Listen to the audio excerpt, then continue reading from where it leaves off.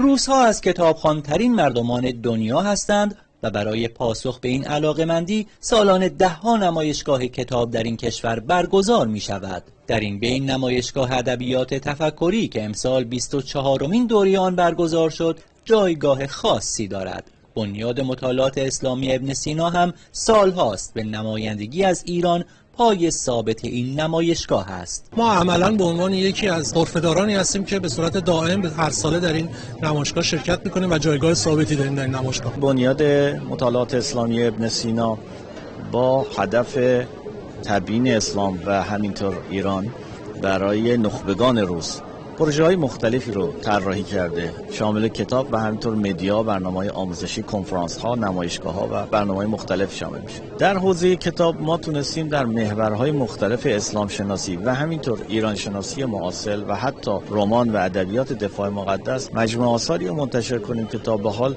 به حدود 380 نسخه رسیده. این بنیاد همچنین همکاری گسترده‌ای با مراکز علمی، دانشگاهی و مؤسسات فعال در حوزه پژوهش‌های اسلامی دارد. مجموعه فرهنگی خیام با کمک بنیاد مطالعات اسلامی ابن سینا کتابی با عنوان تاریخ ادبیات فارسی را به چاپ رسانده است.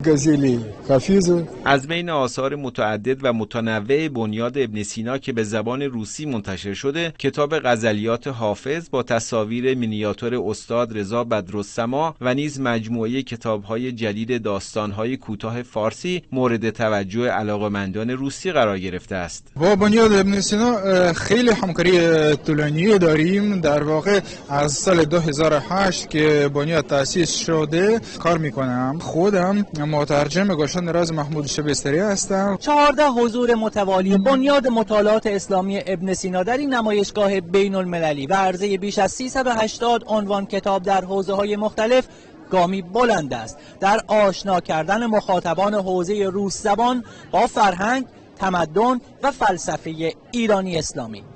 سید علی داراوی، خبرگزاری صدا و سیما، مسکو.